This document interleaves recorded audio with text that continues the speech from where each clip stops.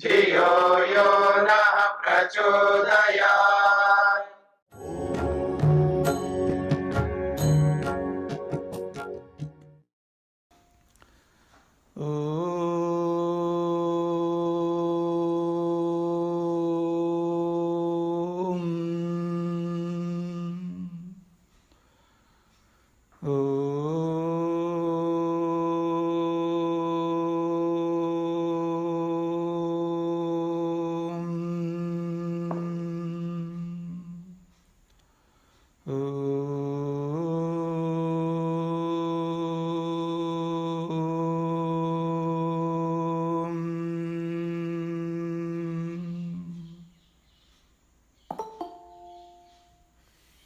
हाँ जी, तैत्तिरीय उपनिषद के अंतर्गत भृगुवल्ली चल रही है।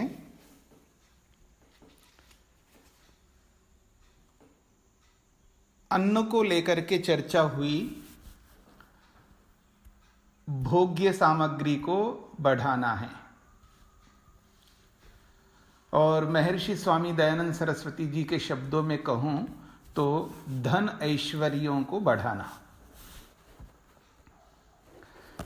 कई बार कुछ ऐसे व्यक्ति भी सामने आते हैं, वो ये कहते हैं कि अभी तो बहुत कमा लिया है, बहुत मेहनत कर लिया है, अब ये सब छोड़ने की इच्छा होती है, अब ये सब छोड़ करके अब फ्री होना चाहते हैं। ऐसा अनेक बार लोग कहा करते हैं। और जब मैं उनको ऐसे कहने वालों को देखता हूं तो दो बातें सामने आती है। प्रैक्टिकल से अगर आप देखेंगे, व्यवहारिक तौर पर देखेंगे तो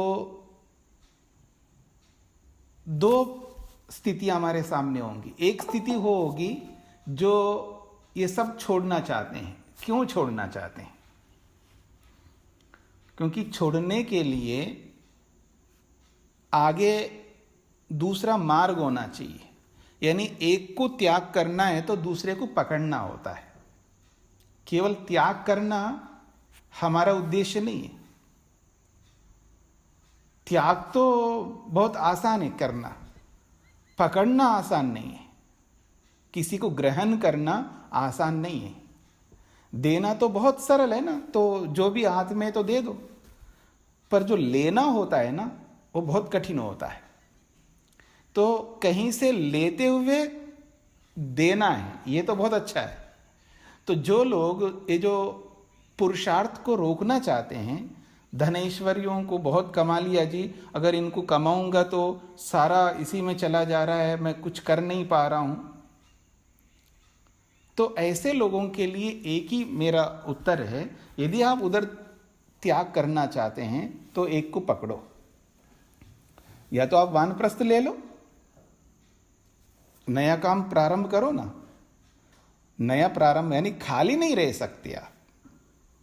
ऐसा है कि आप रिटायरमेंट लेकर के बस खाली बैठ करके, सुबह उठ करके चाय कॉफ़ी पी करके, अखबार पढ़ करके, न्यूज़ देख करके, थोड़ा सा टहल करके, फिर थोड़ा विश्राम करके, फिर लंच तक, फिर तैयार होकर के लंच करके, फिर जैसे शाम हो जाए तो फिर थोड़ा बहुत अखबार आदि देख लिया, थोड़ा घूम लिया, लोगों से मिल लिया, सब्जी आदि ले आया, ग्रोसरी ले आया, ये हुआ वो हुआ। इसके लिए जीवन तो नहीं मिला है ना हमें। हमें जीवन मिला है बहुत बड़ी उपलब्धि को प्राप्त करने के लिए। मनुष्य शरीर जो मिला है वो विशिष्ट प्रयोजन के लिए मिला है। तो यदि हम नौकरी से या व्यापार से या और कोई भी कार्य ऐसा हम करते हैं, उससे निवृत्ति लेना चाहते हैं, उससे निवृत्त होना चाहते हैं, तो किसी न किसी को हमें पकड़ना होगा। उसको पकड़े बिना इधर हम छोड़ नहीं सकते। अगर छोड़ दिया है तो निठल्ले हो जाएंगे। वैसे ही देखा जाए, हम बहुत अधिक निठल्ले ज़्यादा रहते हैं, पुरुषार्थी कम रहते हैं। मुक्ति के लिए, मोक्ष के लिए जितना पुरुषार्थ हमें करना है, जितना तप करना है, जितना ज्ञान चाहिए, जितना स्वाध्याय चाहिए, बहुत सारे साधन चाहिए, उनको करने में हम बहुत आलस्य करते हैं, प्रमाद करते हैं। और जो कुछ कर रहे हैं उनको भी छोड़ दिया है तो और निठल्ले हो जाएंगे। तो दो ही बातें हैं। अगर आपको वानप्रस्थ नहीं लेना है, और आपको स्वाध्याय नहीं करना है, शास्त्र पढ़ना नहीं है, तो खाली नहीं रहना है, तो करो ना, फिर वही व्यापार करो। किसने मना किया आपको? मरते दम तक करो।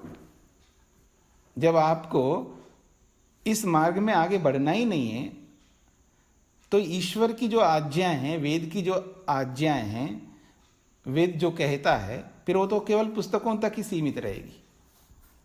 तो आगे बढ़ने के लिए कुछ त्याग करना चाहते हो, तो उस त्याग से पहले पकड़ने, एक ओर से पकड़ते जाओ, एक ओर से त्याग करते जाओ।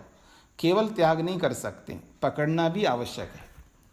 तो यहाँ पर बहुत अन्न करने की जो बात कही है, वो इसलिए कही है क्योंकि हम जब हमारे सामने कोई भी व्यक्ति आता है, तो हम अपने आप को असहाय देखते हैं।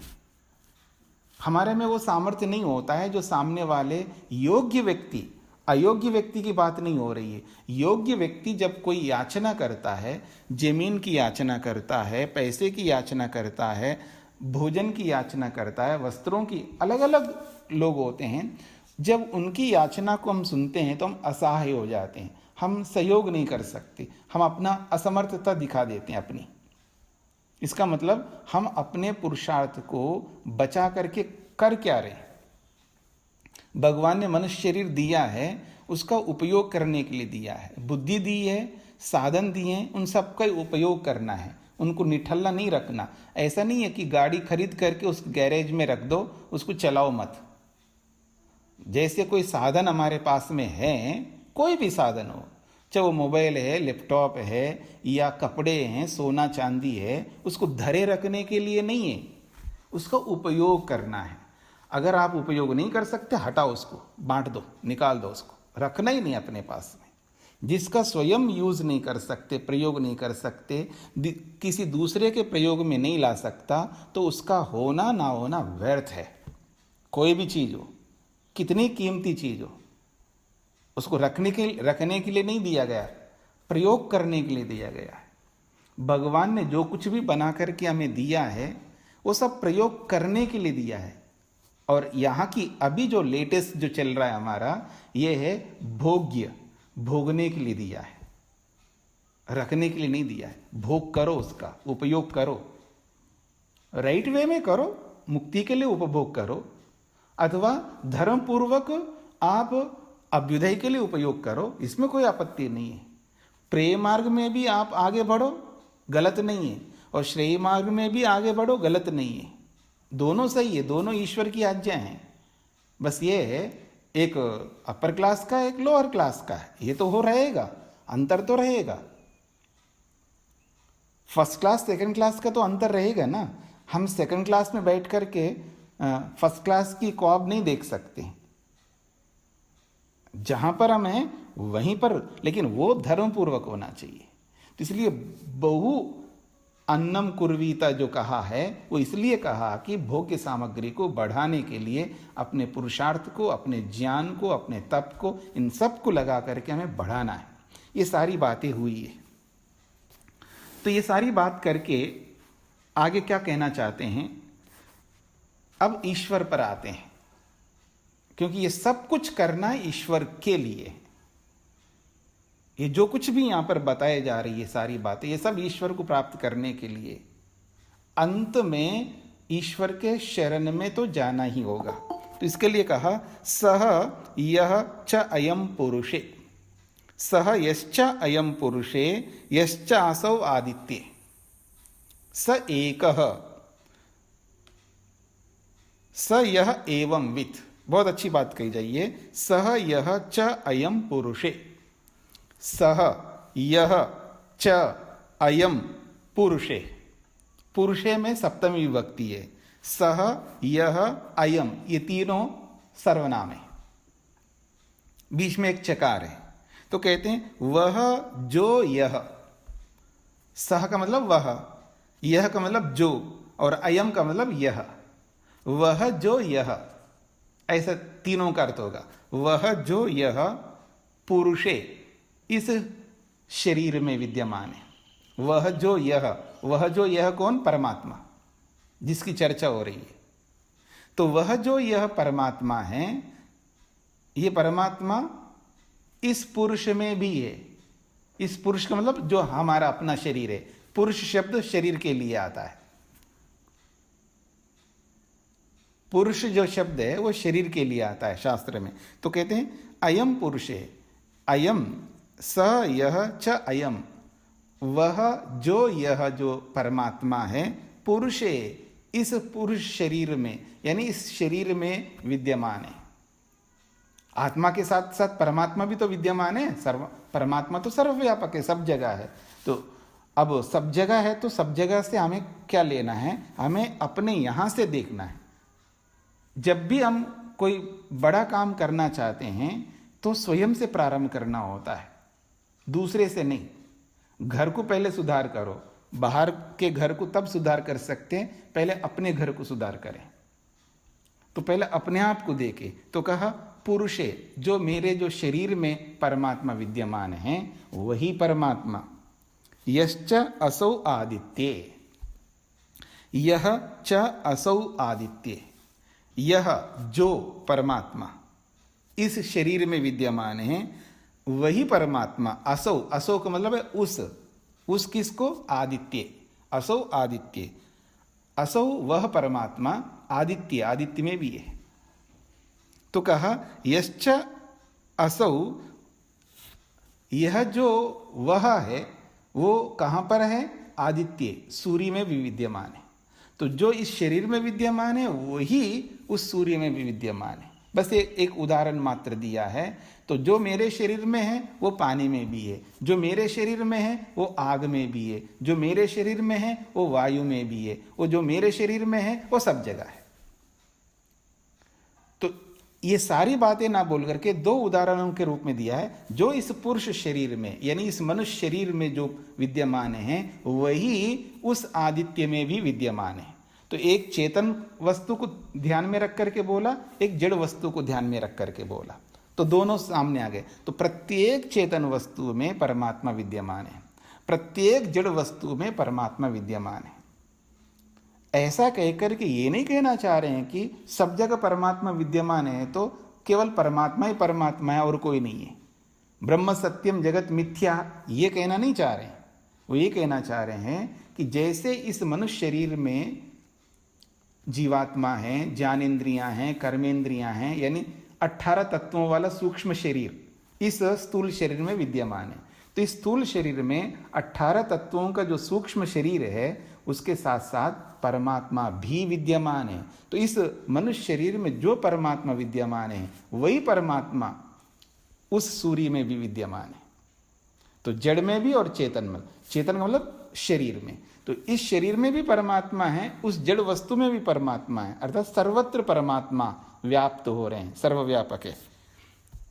स एक, वो एक ही है, अलग अलग नहीं है, एक ही परमात्मा है। जो इस शरीर में है वही उस आदित्य में है, वही इस जल में, वही इस अग्नि में, वही सब जगह विद्यमान है, एक ही है। स एक, वो एक ही परमात्मा है। स य एवं विद, अब यह सह यह एवं विद ये जीवात्मा के लिए आया है। वह यह जो एवं विद ऐसा जानने वाला हो, उस परमात्मा को एवं, एवं का मतलब है इस प्रकार से, विद जानने वाला हो।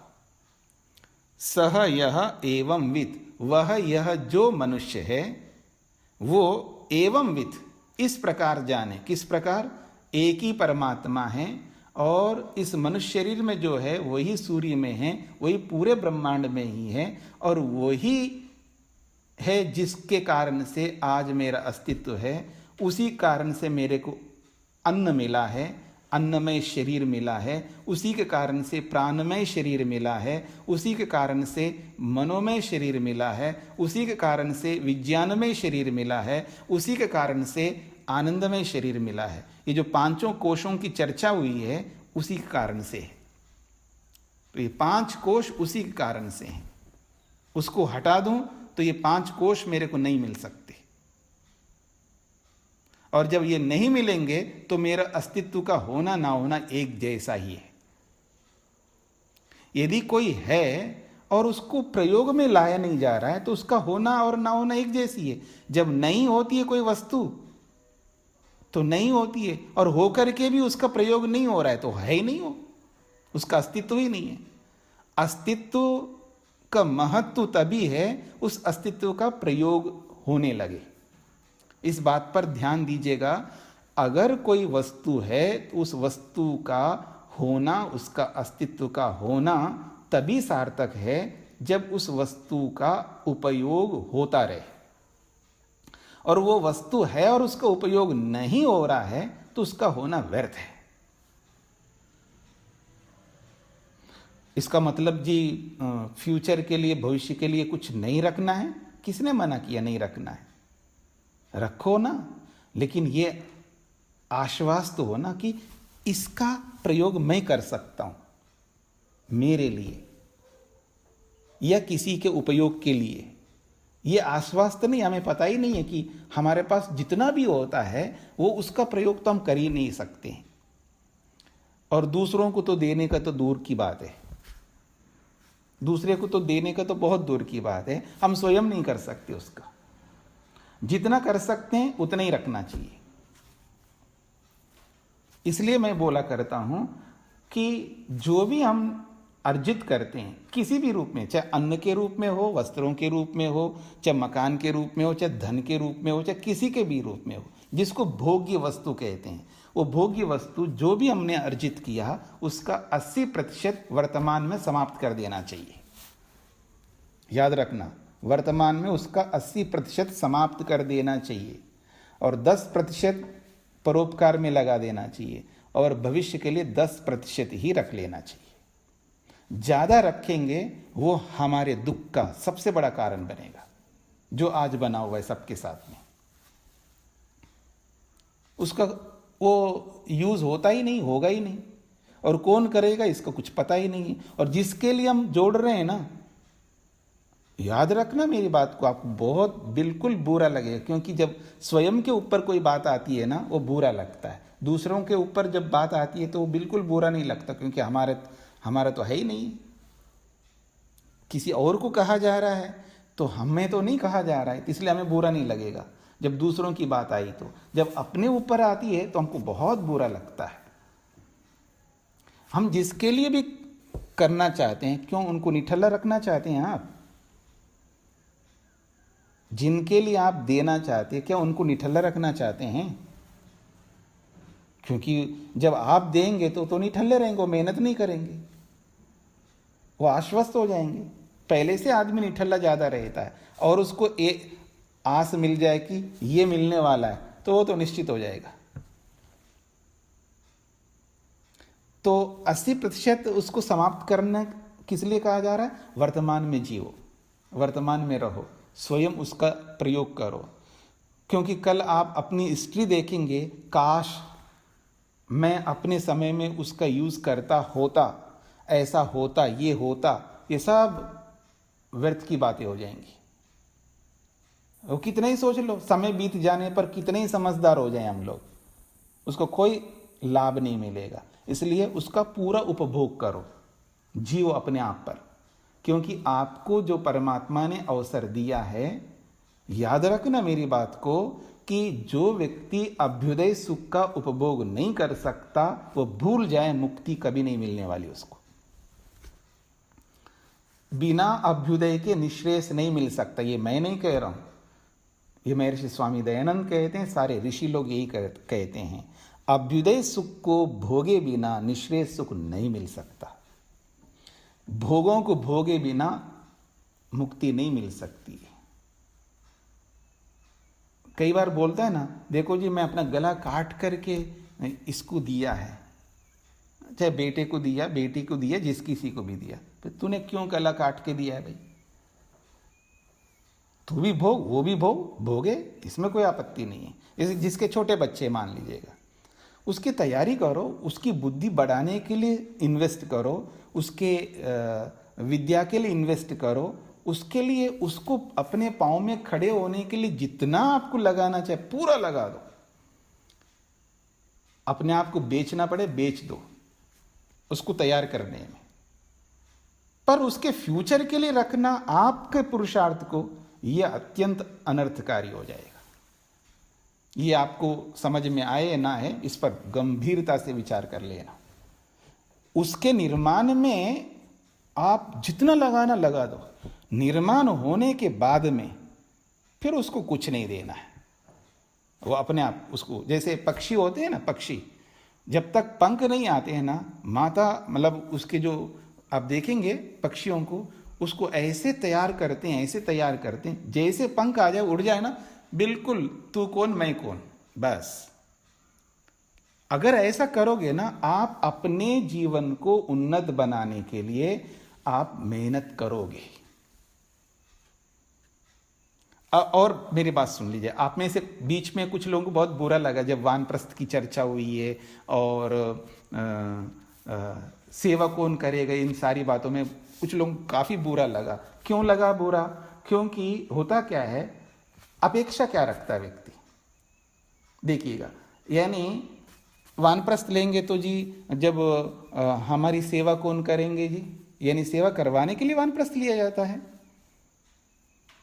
अब सोचिएगा, अगर कल को कुछ हो जाए तो हमारी सेवा कौन करेगा जी? अर्थात वानप्रस्थ इसलिए लिया जाए कि सेवा करवाने के लिए, एक बात। दूसरी बात यह है कि जी अक्सर ये देखा जाता है वानप्रस्थ आश्रमों में, जब उसको कुछ हो जाता है उसको वो रखते नहीं है, घर पे छोड़ के आते उसको। ये तो बहुत गलत करते, ये तो बहुत बुरी बात है। मतलब कुछ हो जाए तो उसका कौन करेगा? जिसको आपने सौंपा वही तो करेगा। जिसके लिए आपने जीवन दिया है वो तो वही करेगा ना। जिसके लिए आपने कोई जीवन ही नहीं दिया वो क्यों करेगा आपकी सेवा? अगर न्याय की बात आप करो, यथार्थता की बात करो, आपने जिसके लिए सारा जीवन दे दिया है वही तो करेगा ना आपकी सेवा। नहीं जी, जब हम ठीक ठाक रहेंगे तब तो उनके पास हम जा नहीं रहे, हम वानप्रस्थ में रह रहे हैं, और जब हम कुछ हो जाए तो हम उसके पास जाएंगे तो वो क्यों सेवा करेगा? क्योंकि आपने बनाया ही ऐसा, आपने बनाया ही ऐसा है ना। आप ऐसा नहीं बनाते तो आपको कभी चिंता नहीं रहेगी। कुछ हो जाए तो आप स्वयं समर्थ हो जाएंगे। ये बात समझने का प्रयत्न करना आप सब लोग, तो आपको आसानी से समझ में आ जाएगा। आप सेवा करवाने के लिए वानप्रस्थ नहीं लेंगे, या कुछ हो जाने पर आश्रम वाले नहीं देखते हैं उसके लिए आप वानप्रस्थ नहीं ले रहे। वानप्रस्थ ले रहे हैं अपने लिए, अपनी मुक्ति के लिए, मुक्ति की तैयारी के लिए ले रहे हैं, एक बात। और आपके पास इतना सामर्थ्य होना चाहिए, तभी तो आप बड़ा काम करना चाहेंगे। अगर सामर्थ्य नहीं है तो आप बड़े काम की ख्वाब क्यों देखते हैं? मेरी बात समझने का प्रयत्न करना। अगर आपके पास एबिलिटी नहीं है, सामर्थ्य नहीं है, तो आप बड़ा काम नहीं कर सकते। मुक्ति के लिए जो जो आवश्यक साधन आपको चाहिए, अगर आपके पास नहीं है तो आप मुक्ति के ख्वाब नहीं देख सकते। ख्वाब देखो बहुत बड़ा, और साधन आपके पास है ही नहीं है, तो कैसे होगा? तो साधनों को जुटाने का काम भी आपका ही है। दूसरे क्यों करेगा आपके लिए? दूसरा वो ही करेगा जब उसके लिए आपने कुछ किया है। जैसे हमारे गुरुजी है, और भी बहुत सारे जो साधु होते हैं, जो सारा जीवन उन्होंने दुनिया के लिए, समाज के लिए दिया। अब उनको कुछ भी हो जाता है तो समाज देखता है उनको, दुनिया देख रही है उसको, बहुत अच्छे ढंग से देख रही है। और जिसने समाज के लिए नहीं किया, परिवार के लिए किया है, तो उसको परिवार को ही देखना चाहिए, वो समाज नहीं देख सकता उसको। इस बात को भी हमें समझ करके चलना है। तो कहने का अभिप्राय है, हमें इतना समर्थ रखना है अपने आप को, जिससे कि हम अपने लक्ष्य की ओर बढ़ सके। वो सामर्थ्य नहीं है तो सामर्थ्य प्राप्त करो, और वो सामर्थ्य प्राप्त नहीं कर सकते हो तो फिर वो कामना मत देखो। फिर क्या देखो? वर्तमान में जितना कर सकते हो उतना ही करो और उसी में संतुष्ट रहो। जितना आप मेहनत करोगे उसका उतना ही फल मिलेगा। ज़्यादा फल कैसे देगा परमात्मा? जितना आपके पास सामर्थ्य है उतना करो, और उतने करने के बाद में जो प्रतिफल मिलेगा उसमें संतोष का पालन करो, संतुष्ट रहो, फिर और आगे बढ़ो, उतना ही आपको मिलेगा। तो इस दृष्टिकोण से यहाँ पर जो बातें कही है कि अपने आप कितने सामर्थ्य वाला बनाना चाहिए व्यक्ति को, जिससे कि वो अपने लक्ष्य की ओर आगे आसानी से बढ़ सके।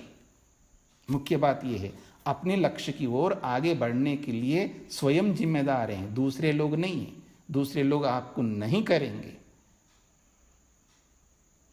यदि आप दूसरों के लिए किया है, जिनके लिए आपने किया है वही आपके लिए करेंगे, जिनके लिए आपने नहीं किया वो कभी नहीं कर सकते।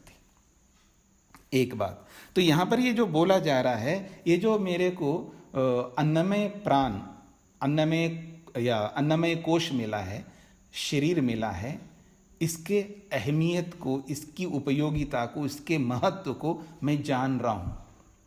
ये परमेश्वर, ये आपने दिया मेरे को, ये इसका कितना महत्व है।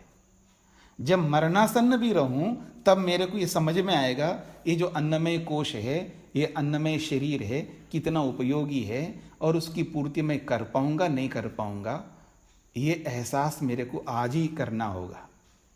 उस पर विजय प्राप्त करना होगा। अन्नमय कोश पर, प्राणमय कोश पर, मनोमय कोश पर, विज्ञानमय कोश पर, आनंदमय कोश पर, पांचों कोशों को अपने अधिकार में रखना होता है। इसी की चर्चा अभी करने जा रहे हैं, इसलिए मैंने ये सारी भूमिका आपके सामने रखी। आप इसको ये नहीं समझना कि अप्रासंगिक मैं बोल रहा हूँ, ये पूरा प्रसंग इसलिए वापस दोहराया है ताकि आगे के जो बातें हैं इसको आप समझ सकें। तो कहा जा रहा है सह यह एवंविद, वह ये जो व्यक्ति है, मनुष्य है, साधक है, जिज्ञासु है, वो इन सब बातों को ऐसा ही जानता है जैसा होना चाहिए। तब जब जान लेगा तो अस्मात् लोकात् प्रेत्या, इस लोक से जब शरीर को छोड़ करके जाएगा, ये जाने वाला होगा, तो कहा जा रहा है एतम अन्नम, एतम अन्नम, एतद अन्नमयात् आत्मानम उपसंक्रम्य। कहा एतम अन्नमयात् आत्मानम उपसंक्रम्य, ये जो अन्नमय शरीर है, आत्मा शब्द या शरीर के लिए, ये जो अन्नमय शरीर है, इस शरीर को प्राप्त कर लेता है, यानी इस शरीर को समझ लेता है। अन्नमय शरीर या अन्नमय कोश कितना महत्व है मेरे जीवन के लिए या दूसरों के जीवन के लिए, सबके लिए।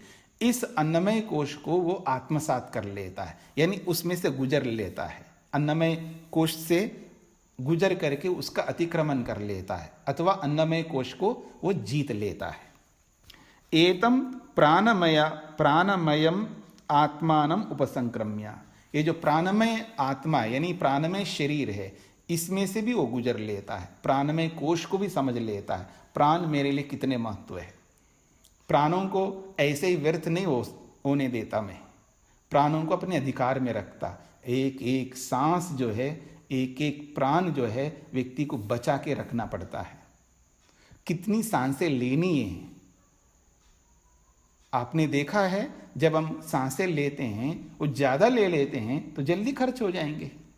ये तो ऐसा ही है कि कोई नौकरी करने वाला व्यक्ति है ना, जैसे जिसको आप कहते हैं ना मिडिल क्लास का, बिल्कुल मध्यम स्तर का, बहुत मध्यम स्तर का, जो 20-25 हज़ार कमाता हो, मान लीजिएगा।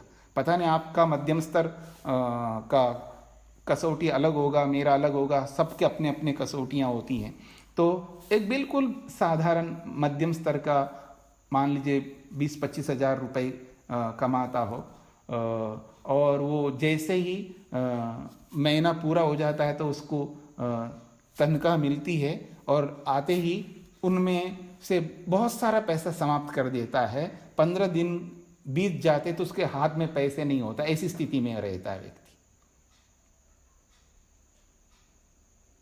आप देखेंगे फिर जैसे जैसे जैसे दिन आगे बढ़ते हैं, 20वां दिन आ गया, 25वां दिन आया, उसके पास कुछ नहीं होता है, बिल्कुल ऐसा रह जाता है। भले आदमी, जब आपको पता है कि इस 25 हज़ार से आपको पूरे महीने तक, अंत तक आपको रखना है, और इमरजेंसी के लिए भी रखना है, उसके लिए भी रखना है, भगवान ने इतनी अच्छी बुद्धि दी है, तो उसको 5 दिन में, 10 दिन में क्यों समाप्त कर दिया आपने? उनको अंत तक रखना है ना। जैसे कोई कोई बहुत बचा के रखता, अंत तक पूरा महीने तक निकाल लेता है, किसी के सामने हाथ पसारना नहीं पड़ता है, ऐसे भी होते हैं ना लोग। कहने का अभिप्राय है, इस प्राणों को बचा के रखना ये वही जान सकता है जो प्राणमय कोश को समझ लेता है। उसको आत्मसात कर लेता है। तो उसने कहा है कि एतम प्राणमयम आत्मानम उपसंक्रम्य, इस प्राणमय रूपी शरीर को प्राप्त करके, इसको आत्मसात करके एक सीढ़ी और चढ़ जाता है। फिर कहा एतम मनोमयम आत्मानम उपसंक्रम्य, फिर वो मनोमय शरीर को प्राप्त होता है, मन को समझ लेता है। और आज हमारी ये स्थिति है कि जीवन की लीला इतिश्री की ओर जा रही है। पता नहीं किसका कब काल आ जाए। ओम राम नाम सत वाली स्थिति है। अश्वत्थे वो निषदनम, कल इस समय दोबारा मैं आपको पढ़ा पाऊंगा, कोई गारंटी नहीं है, पता नहीं कब क्या होगा। तो ऐसी स्थिति में आज हम लोग हैं। फिर भी हम लोग कहते हैं क्या करूं जी, मन नहीं मानता, इस स्थिति में हम लोग। क्या करूं जी, मन नहीं लगता है, इस स्थिति में है। क्या करूं जी, मन मान ही नहीं रहा है, कोशिश कर रहा हूं जी, इस स्थिति में हम लोग हैं। तो ऐसी स्थिति में रहते हुए हम बहुत बड़ी ऊंची इच्छाओं को लेकर के कैसे आगे बढ़ पाएंगे। उन ऊंची इच्छाओं को, बहुत बड़ी कामनाओं को पूरा करने के लिए ये तो बेसिक बातें हैं जिनके साथ रात दिन हम लोग रह रहे हैं, उसको समझना है हम लोगों को। तो यही कहना चाहते हैं, ये जो मनोमय शरीर है, मनोमय कोश है, उसको जान लेता है, मन उसके अधिकार में हो जाता है, उसकी इच्छा से मन चलने लगता है। जहाँ वो मन लगाता है वही लगता है, जहाँ नहीं लगाना चाहता है वो लगेगा नहीं, उसके हाथ में मन। तो मनोमय कोश को, मनोमय शरीर को भी वो जान करके आगे बढ़ रहा है। एतम विज्ञानमयम आत्मानम उपसंक्रम्य, विज्ञान, ये जितनी भी जानकारी है, जितना भी इंफॉर्मेशन है हमारे पास में, इस जानकारी का होने का, एकत्रित करने का उद्देश्य क्या है। क्यों हम जानकारी प्राप्त करते हैं, क्यों हम जानते हैं, क्यों बोलते रहते हैं हाँ जी मैं जानता हूँ, आई नो, मेरे को पता है, मैं जानता हूँ। तो जितना भी जानकारी है वो प्रयोग के लिए है, उसका यूज हो जाए, उसका प्रयोग हम व्यवहार काल में कर ले। जो भी जानकारी प्राप्त की है उसको क्रियात्मक रूप से उसका प्रयोग कर सके, इसके लिए जितना भी विज्ञान है वो है। तो ये विज्ञान में शरीर एक बहुत बड़ा दर्जा दिया है, इसके लिए बहुत बड़ी दर्जा दिया है कि एक कोश के रूप में, एक शरीर के रूप में इसको रखा है विज्ञान को। यानी दुनिया भर की जानकारी हमारे पास में, चाहे कपड़ों के बारे में हो, मकान के बारे में हो, खाने पीने के बारे में हो, धरती के बारे में, जिस किसी के बारे में बहुत सारी जानकारियाँ हमारे पास में। और उन सारी जानकारियों का समय पर, अवसर आने पर उसका प्रयोग अगर हम कर नहीं पा रहे हैं तो उसका होना ना होना एक जैसा है। तो इन सब बातों को जान करके उस विज्ञान का, उस जानकारी का उस सदुपयोग करके उसको भी वो आत्मसात कर लेता है और आगे बढ़ता है। फिर कहा एतम आनंदमयम आत्मानम उपसंक्रम्य, और ये जो आनंदमय शरीर है जिसमें आनंद है, अलग अलग प्रकार का आनंद हमको मिलता है, क्योंकि ये कोश है ना, कोश में तो बहुत कुछ होता है। तो अलग अलग रूप का, रस का, गंध का, स्पर्श का, शब्द का अलग अलग आनंद हैं। और शब्दों में भी अलग अलग शब्दों का आनंद अलग अलग है, अलग अलग रूपों का आनंद अलग अलग है, अलग अलग रसों का आनंद अलग अलग है, फिर उसमें भी कैटेगरीज हैं। तो ऐसे करते करते बहुत बड़ा कोश है आनंद का। इस आनंदमय कोश को भी वो समझ लेता है, आखिर इस आनंद में तृप्ति कब मिल रही मेरे को, कितने देर तक मिल रही है, ये सारी बातें साथ में जोड़ लेता है वो। आपने पीछे सुना है ना कि ईश्वर के आनंद में और संसार के आनंद में एक अंतर सुना था ना, कि ईश्वर का आनंद ऐसा होता है, ऐसा होता है, ऐसा होता है। वो सारी बातों को समझता है क्रियात्मक रूप से इस आनंदमय कोश में बैठ करके, इस आनंदमय कोश का अनुभव करते हुए, और इसको अनुभव करते हुए तुलना करता है ईश्वर के आनंद का और इस आनंद का, इसको भी आत्मसात करता है। अब इस सीढ़ी को भी ऊपर उठ जाता है, इससे भी आगे। इन सब से ऊपर उठते हुए ईमान लोकान कामान अनेकाम रूपी अनुसंचरण, बहुत अच्छी बात कही है। तो कहा है इन्होंने ईमान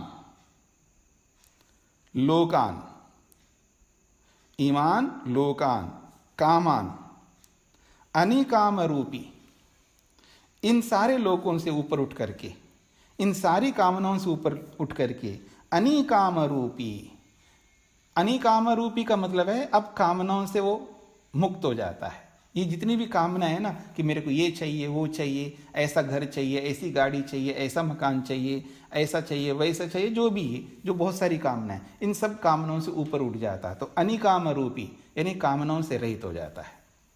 और इसको दूसरे शब्द में बोलो, निष्कामी बन जाता है, यानी लौकिक कामनाओं से रहित हो जाता। कामना तो रहेगी, बिना कामना की तो मनुष्य रह ही नहीं सकता, पर इस लौकिक कामनाओं से ऊपर उठ जाता हो। अब लौकिक कामनाएं नहीं करता है, किसी भी लौकिक कामना को वो स्थान नहीं देता अपने जीवन में, तो अनिकाम रूपी बन जाता है, यानी कामना रहित हो जाता है। सांसारिक कामनाएं अब उसके अंदर विद्यमान नहीं होती है। तो अनिकाम रूपी होकर के अनुसंचरण और विचरण करता है। विचरण करता का मतलब है अब वो ईश्वर के आनंद का उपभोग कर रहा होता है ना, ईश्वर प्रणिधान में विद्यमान रहता है, वो ईश्वर की आज्ञाओं में वो विचरण कर रहा होता है। या मैं इसको ये कहूँ, वो एक प्रकार से उसका ये जो शरीर होता है वो अंतिम शरीर होता है, क्योंकि इन पांचों शरीरों को जिसने आत्मसात कर लिया हो और इनके वास्तविक स्वरूप को जान लिया हो, अब वो इन शरीरों में नहीं रहना चाहता है, इनसे ऊपर जाना चाहता है, वो मुक्ति में जाना चाहता है। फिर वो सारे नियमों का पालन करके, वो समाधि लगा करके, ईश्वर का दर्शन करके और अपने अंदर रहने वाले संस्कारों को भस्म करके, उनको दग्धबीज करके, अपने पाप कर्मों को समाप्त करके फिर वो मुक्ति में जाने की तैयारी में है। इसलिए ये जो शरीर है उसका अंतिम शरीर है, इसको कहते हैं जीवन मुक्त शरीर, यानी ये अंतिम जीवन है उसका। ये जीवन से हटते ही, शरीर के छूटते ही सीधा मुक्ति में चला जाएगा, इसको कहते हैं अंतिम शरीर। इसका एक शब्द है चरम देह। देह का अर्थ होता है शरीर, और चरम का मतलब है अंतिम। अंतिम शरीर वाला, जो अंतिम शरीर वाला होता है वही जीवन मुक्त होता है, यानी जीते जी, यानी शरीर में रहते हुए मुक्ति जैसा आनंद भोगना, मुक्ति जैसा सुख भोगना। इसलिए कहा जा रहा है वो अनुसंचरण, वो विचरण करता है, जीवन मुक्त होकर के शरीर में रहते हुए मुक्ति जैसा आनंद का उपभोग करते हुए, और अंतिम शरीर वाला होकर के वो प्रतीक्षा कर रहा होता है। जिसका प्रयोजन ही पूरा हो गया हो, लक्ष्य पूरा हो गया हो, सारे काम समाप्त हो गए, फिर क्यों रहता है शरीर में? चले जाना चाहिए उसको मुक्ति में। ऐसे नहीं जा सकता है, हमारी मर्जी नहीं चल सकती है, क्योंकि ये जो शरीर मिला हुआ है, वर्तमान शरीर, ये पिछले जन्मों के कर्मों के आधार पर मिला हुआ है। तो यानी ये भाग्य हमारा, भाग्य को पूरा किए नहीं जा सकते, भाग्य को भोगना ही पड़ता है। ये जितना भी भाग्य हो उसको भोगना पड़ता है। इसलिए ये जो भाग्य पिछले कर्मों के कारण से मिला है, इसको भुगाना लक्ष्य है, इसको भोगो और इसको पूरा समाप्त कर दो। पीछे भी बातें हुई थी कि आदमी ये अपेक्षा रखता है, हे भगवान मैं ऐसे ही चलते फिरते, ऐसे ही बिल्कुल एकदम स्फूर्ति में रहते हुए ओम राम नाम सत हो जाए। क्या आत्महत्या करना चाह रहे हो आप अपने आप का? ये आत्महत्या है ऐसा जाना। हाँ, ऐसी मृत्यु जो है अत्यंत हानिकारक है। ये तो ऐसा है कि यहाँ छोटे से दुख से डर करके बड़े दुख के अंदर सिर देना है। आप में से जितने भी लोगों ने योग पढ़ा हो तो उनको ये बात अच्छी तरह समझ में आएगी। एक ऐसा ही मूर्ख आदमी है, वो बिच्छू के डंक से डर करके सांप के डंक से डसवा लेता है। मतलब बिच्छू जो है काटेंगे तो बहुत दर्द होता है, चिल्लाने लगता है व्यक्ति और कूदने लगता है, नाचने लगता है, ना नाचने वाला भी नाचने लगता है। ऐसे मैं 2 बार नाच चुका हूँ अपनी लाइफ में। 2 बार बिच्छू ने काट, एक बार गुरुकुल में, एक बार घर पे। तो मैं जानता हूँ उसका दर्द क्या होता है। तो नाचने लगता है। मैंने कहा कि ये कैसे नाच रहा हूँ, दर्द बहुत हो रहा है। उस समय तो इतने साधन नहीं, आजकल तो बहुत साधन हो गए। हमारे समय तो साधन ही नहीं थे, तो बड़ा दर्द होता है, आदमी परेशान हो रहा होता। तो दोबारा काटने के लिए आ जाए वो बिच्छू, फिर तीसरी बार आने लगे तो उससे बहुत डर लगता है। उससे डर करके फिर वो सांप से कटवा लेता है। वो वाली स्थिति हमारी बन सकती है। इसलिए इन सब से ऊपर उठ करके हमें जाना है।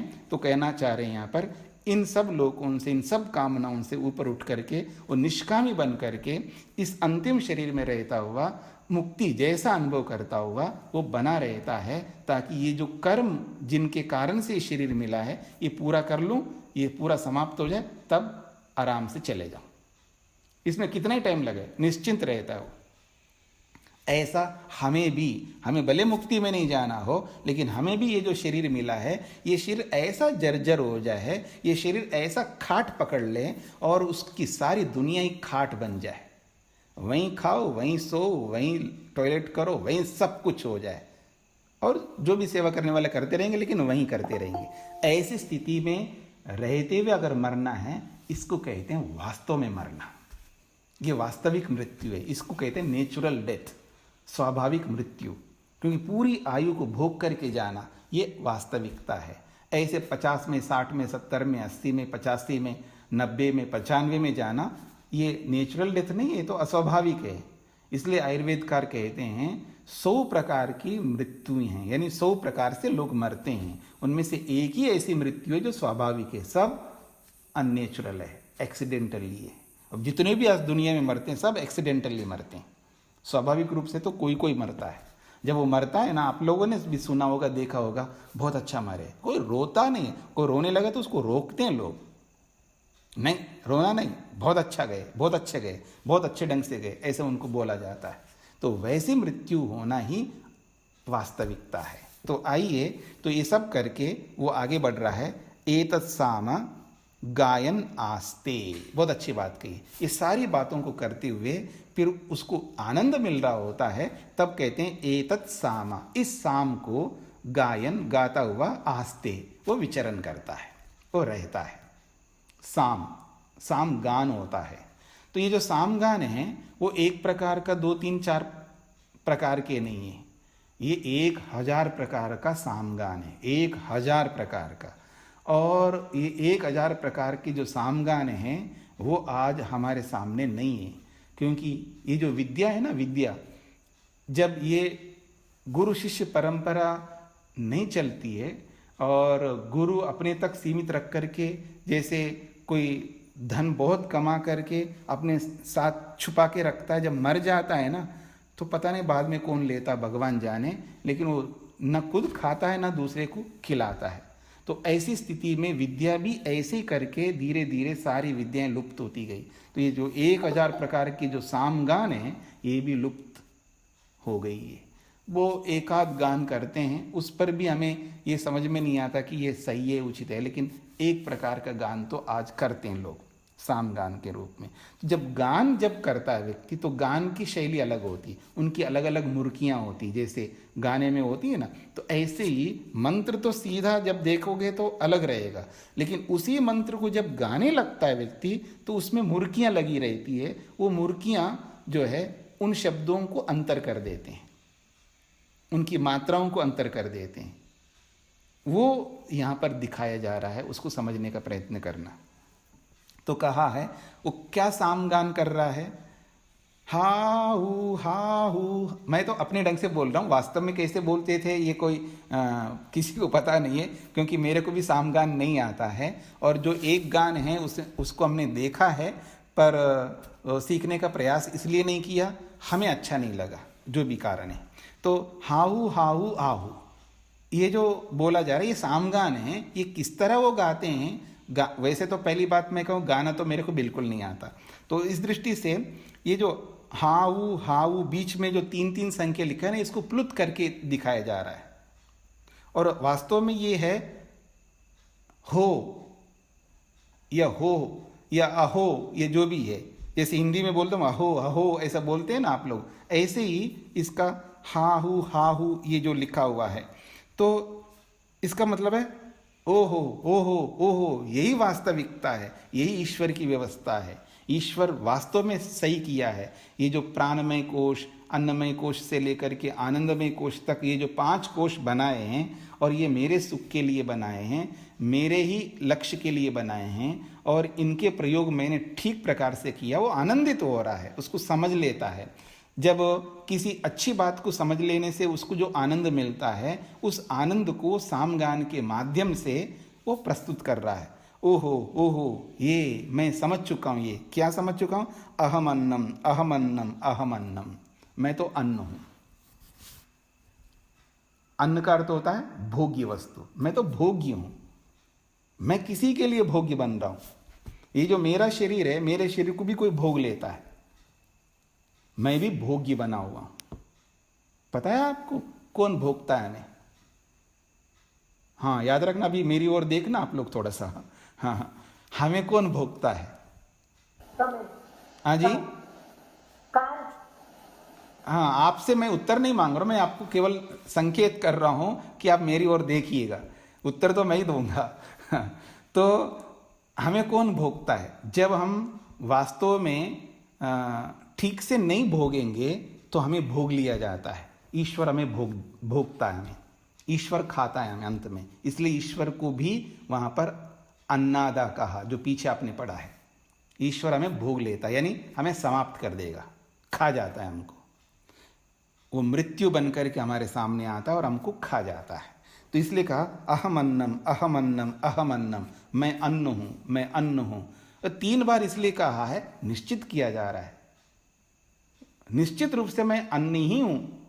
यदि अगर मैं संभल करके नहीं चलूंगा तो अन्न बन जाऊंगा। मेरे को अन्न नहीं बनना है, ये भी दिमाग में रखना है। जब मृत्यु को जीता जाता है ना, मृत्युंजय जब बनता है, वो अन्न नहीं बनता है, वो मृत्यु को जीत लेता है, उसको वो नहीं खा सकता। मृत्यु उसको खाएगी नहीं, न ईश्वर खाएगा। इसलिए जब इस प्रसंग को समझाते हुए वहां पर बोला है कि ब्रह्मचर्य के प्रसंग में ये बात आती है कि इस मृत्यु को जीतता कौन है? ये मृत्यु को कौन जीतता है? सब हार जाते हैं, सभी हार जाते हैं, सब हार जाते हैं। केवल एक ही वो होता है जो ब्रह्मचर्य का पालन करने वाला, वो मृत्यु को जीत लेता है। ये एक बहुत रोचक प्रसंग में ये सारी बातें आई है। मैं उस ओर अभी संकेत नहीं करूंगा, जब कभी वो प्रसंग आएगा तो वो भी आपके सामने आ जाएगी। तो वो मृत्यु को जीत लेता, अब उसको ईश्वर नहीं खा सकता। उसके सामने आते ही वो मृत्यु भाग जाता है, यानी ईश्वर ही परे हो जाता है, हट जाता है उसके सामने। इसको मैं नहीं खा सकता, बाकी सबको खा जाऊंगा। तो वो स्थिति हमें बनानी है। अहम अन्नादा अहम अन्नादा अहम अन्नादा। हाँ, मैं खाने वाला बनूं, लेकिन मेरे को खाने वाला कोई ना बने। अहम अन्नादा, अन्नादा का मतलब है खाने वाला हूं। मैं स्वयं खाने वाला बनूं, लेकिन मेरे को कोई ना खाए। ये स्थिति हमारे अंदर आनी चाहिए। अर्थात मैं भोग करूं, लेकिन मेरे को कोई भोग है, ये मेरे को मंजूर नहीं है। मैं भोक्ता बनूं, भोग्य ना बनूं। ये बात बहुत ऊंची बात है। ये ईश्वर मेरे को भोगे या ईश्वर मेरे को मृत्यु का ग्रास बना दे, ये मैं कभी नहीं पसंद करूंगा। मैं मृत्यु को जीतना चाहता हूं, मृत्युंजय बनना चाहता हूं। ये बात सामने रखना है। फिर कहा अहम श्लोककृत, अहम श्लोककृत, अहम श्लोककृत। श्लोक शब्द जो है अलग अलग अर्थों को लेकर के चलता है। यहां श्लोक का अर्थ है कीर्ति, यश। मैं श्लोक यानी यश बनाने वाला हूं। मैं यश का निर्माण करता हूं, यश को उत्पन्न करता हूं, यश को पैदा करता हूं। कृत का मतलब है यश रखने वाला भी है और यश को पैदा करने वाला भी। ये कृत शब्द दोनों के लिए आता है। जैसे सृष्टि करता है ना, तो सृष्टिकर्ता शब्द तो रूप बनने के बाद कर्ता होता है, और रूप बनने से पहले कृत होता है, करने वाला। सृष्टिकृत कह सकते हो आप, यानी सृष्टि को बनाने वाला। तो ये श्लोककृत, मैं कीर्ति को बनाने वाला हूं अथवा कीर्ति रखने वाला हूं। यानी ऐसा मैंने काम किया है जो मेरी कीर्ति होगी या मेरी कीर्ति है। या तो कीर्ति को बनाए रखूं, या मेरे में कीर्ति स्थापित है, अथवा मैं कीर्ति की संरचना करूं, यानी कीर्ति को उत्पन्न करूं। और कीर्ति को उत्पन्न कैसे करूंगा? कर्मों से। बड़े बड़े कर्म करता जाऊं तो कीर्ति अपने आप उत्पन्न होती जाएगी, मेरा यश ही यश बनता जाएगा। तो मैं श्लोक को बनाने वाला हूं, अर्थात मैं यश को बनाने वाला हूं या यश को उत्पन्न करने वाला हूं। ये बात कही है। अहम अस्मि प्रथमजा ऋतस्य, बहुत अच्छी बात कही है। अहम अस्मि, मैं हूं, ऋतस्य प्रथमजा, ऋत का प्रथम उत्पन्न होने वाला हूं मैं। ये बहुत बड़ी बात कही। प्रथम शब्द का मतलब पहला भी होता है और प्रथम शब्द का अर्थ तो मुख्य भी होता है। मैं इस सृष्टि में प्रथम हूं, अर्थात इस सृष्टि में मैं मुख्य हूं। ये जितनी भी लंबी चौड़ी सृष्टि है, इस सृष्टि का प्रमुख प्रथम यानी मुख्य व्यक्ति कौन है? मनुष्य तो है। ये सृष्टि जो बनाई गई है मनुष्य को ध्यान में रख करके ही तो बनाई गई है।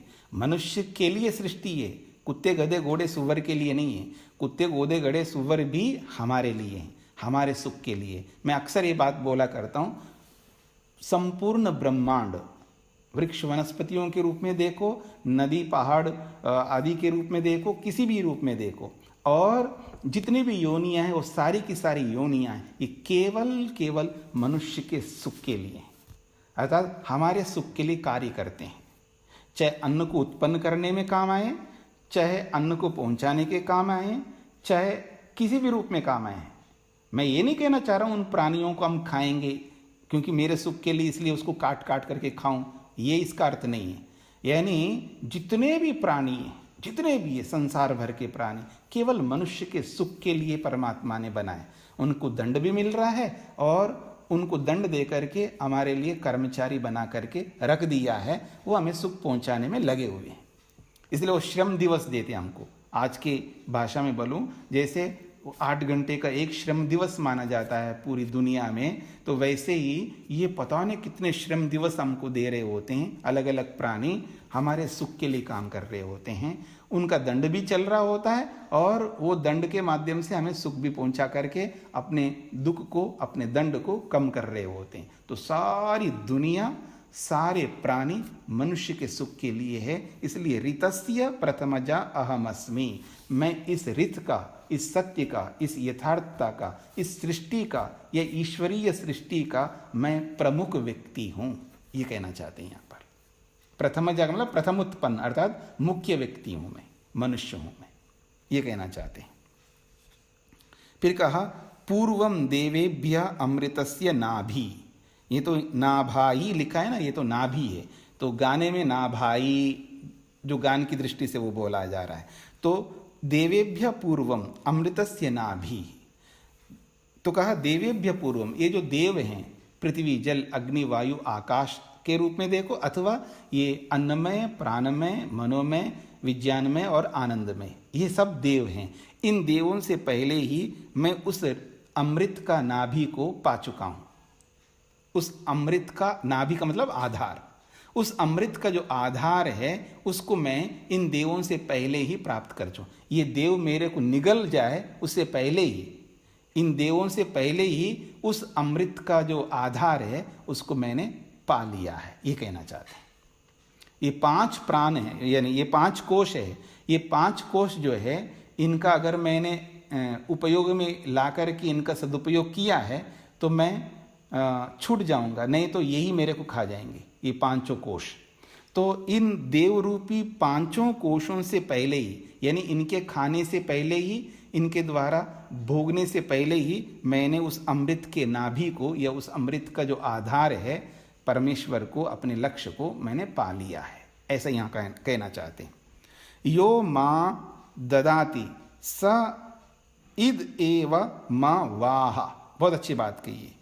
यह माँ ददाति, जो मेरे को, माँ का मतलब मुझ आत्मा को या मुझ शरीर में रहने वाले व्यक्ति को, मनुष्य को, ददाति देता है, जीवन दिया है हमको परमात्मा ने। यह का मतलब जो परमात्मा, यह जो परमात्मा माँ ददाति, माम ददाति माँ ददाति, जो मेरे को दिया है। क्या दिया है? जीवन दिया है, शरीर दिया है, स्थूल शरीर के रूप में, सूक्ष्म शरीर के रूप में, या जो कुछ भी दिया है सब परमात्मा ने हमें दिया है। तो जो देने वाला ये परमात्मा है, सह वही, इद एव निश्चित रूप से, माँ वाह, वाह का मतलब रक्षा करने वाला है।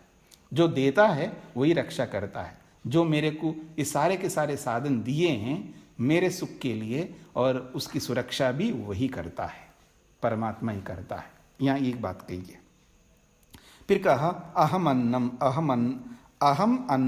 अन्नम अदंतम अद्मि, अहम अन्नम अन्नम अदंतम अद्मि, मैं अन्न हूं। फिर कहा अन्नम अदंतम अद्मि, जो अन्न को खाने वाले हैं उनको ही मैं खा जाता हूं।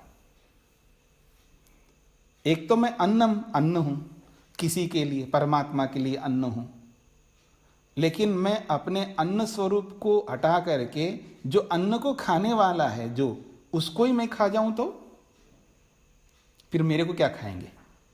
कोई खाने, मेरे को मारने के लिए कोई सामने आ जाए, वो मेरे को मारने से पहले मैं ही उसको मार दूं तो? मेरी बात समझ रहे हैं?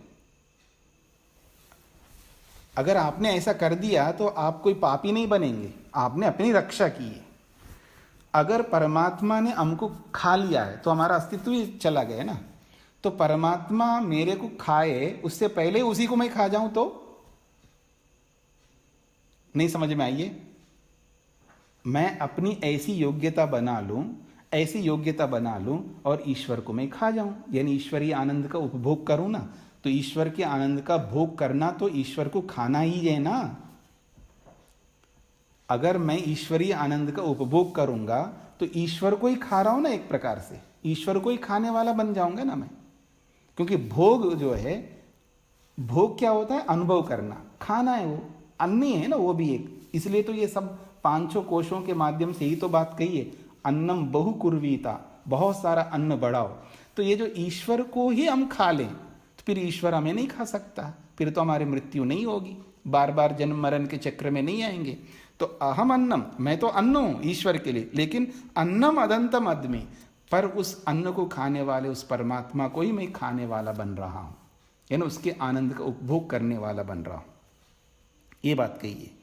अहम विश्वम भुवनम अभ्यभवाम, अहम विश्वम, मैं विश्व हूं, यानी मैं विश्व का मतलब है ये सारा का सारा विश्व मेरे लिए है, ये सारा का सारा विश्व मेरे सुख के लिए है।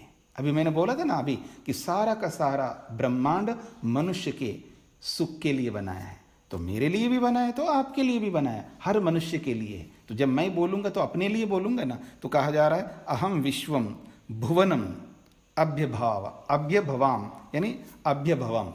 कहा जा रहा है मैं इस विश्व को, यानी भुवन को, इस पूरे भुवन का उपयोग करने वाला हूं, क्योंकि ये सारा का सारा विश्व, ये भुवन, ये ब्रह्मांड, ये मेरे उपयोग के लिए ही है, ये मैं समझ चुका हूं। इसका यह अभिप्राय है। जैसे कहा है सुवह अणः ज्योति ही, ये सुवर्ण ज्योति नहीं है, ये सुवह अणः ज्योति। इसको अलग करेंगे तो सुवह, फिर नह और ज्योति, वो संधियों के कारण से इनके स्वरूप बदल गए। तो कहा सुवह नह ज्योति। जैसे सुवह, सुवह कहते हैं सूर्य को, जैसे सूर्य की ज्योति है सारे नक्षत्रों को प्रकाशित कर देता है। सूर्य की ज्योति जो है ना, वो सारे नक्षत्रों को प्रकाशित कर रहा है, अथवा सारे ग्रहों को, उपग्रहों को प्रकाशित करता है। या यूं कहिएगा वो जो सूर्य है वो चंद्रमा को प्रकाशित करता है, ऐसे समझ लीजिएगा। तो कहा जा रहा है जैसे सूर्य सारे लोकों को, सारे ग्रह उपग्रहों को प्रकाशित करता है, वैसा ही मैं बन जाऊं। मैं ऐसा बनूं इस मनुष्य शरीर में रह करके, स्वयं सुखी होकर के, स्वयं प्रकाशित होकर के सबको प्रकाशित कर सकूं। जैसे सूर्य ज्योति बन करके सबको प्रकाशित करता है, वैसे ही मेरे को भी ऐसा बना दो प्रभु, न मुझ आत्मा को भी वैसे बना दो। ये बात कही जा रही है। फिर अंत में कहा है या एवं वेदा, ऐसा इन सारी बातों को जानने वाला है, वही इन सब चीजों को कर सकता है। इति उपनिषद, यही वास्तविक में उपनिषद है, यही ईश्वरीय आज्ञा है, इसी को उपनिषद कहते हैं, जो अंत में जाकर के हम ईश्वर को खा सके, ईश्वरीय आनंद का उपभोग कर सके। हम स्वयं अन्न न बने, हम मृत्यु का ग्रास न बने, हम ही उस मृत्यु को निगल लें, अर्थात हम ही उस ईश्वर को खाने वाले बने, ईश्वर हमें खाने वाला ना बने। ईश्वर खाने लग जाए ना तो सारे के सारे एकदम भस्म हो जाएंगे हम लोग, हमारा अस्तित्व ही नहीं रहेगा। एक बार खा लिया तो बार बार खाते रहेंगे।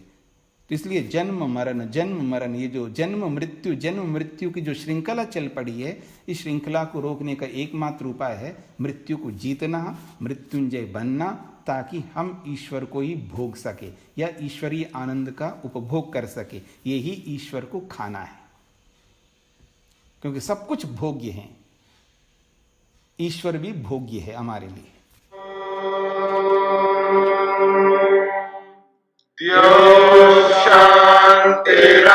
शान्तिरन्तरिक्षं शान्ति पृथिवी शान्तिरापः शान्तिरोषधयः